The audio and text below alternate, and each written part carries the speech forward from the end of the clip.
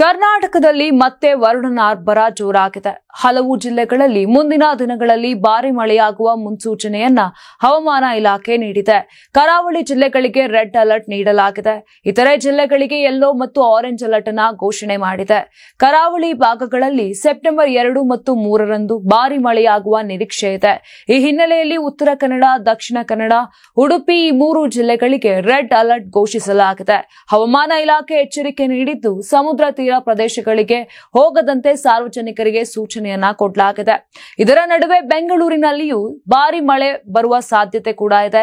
September 1ರ ಸಂಜೆ ವರುಣ ಆರ್ಭಟ ಶುರುವಾಗಿದೆ. ಇಂದು ಕೂಡ ಭಾರಿ ಮಳೆಯಾಗಲಿದೆ ಅಂತ ಹವಾಮಾನ ಇಲಾಖೆ ತಿಳಿಸಿದೆ.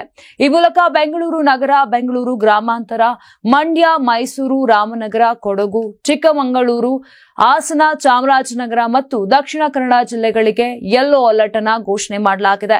ಭಾರತೀಯ ಹವಾಮಾನ ಇಲಾಖೆ ಪ್ರಕಾರ ಸೆಪ್ಟೆಂಬರ್ 1ರಿಂದ 5ರವರೆಗೆ ಕರಾವಳಿ ಭಾಗಗಳಲ್ಲಿ ಗಾಳಿಯ ವೇಗವು ಹೆಚ್ಚಿರಲಿದೆ.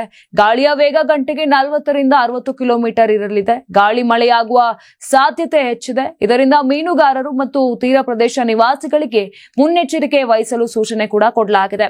ಇನ್ನು ಚೆನ್ನೈನ ಮನಾಲಿಯಲ್ಲಿ ಸುರಿದ ಭಾರಿ ಮಳೆಯ ಪರಿಣಾಮ ಬೆಂಗಳೂರು ಸೇರಿದಂತೆ ದಕ್ಷಿಣ ಭಾರತದ ಹಲವೆಡೆ ಮಳೆಯ ಪ್ರಮಾಣ ಹೆಚ್ಚಾಗುತ್ತಿದೆ.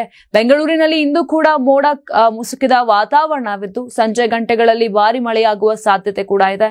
ಇನ್ನು ಬೆಂಗಳೂರಿನ ಇಂದಿನ ಗರಿಷ್ಠ ತಾಪಮಾನ 27 ಡಿಗ್ರಿ ಸೆಲ್ಸಿಯಸ್, ಕನಿಷ್ಠ ತಾಪಮಾನ 21 ಡಿಗ್ರಿ ಸೆಲ್ಸಿಯಸ್ ಇರಲಿದೆ.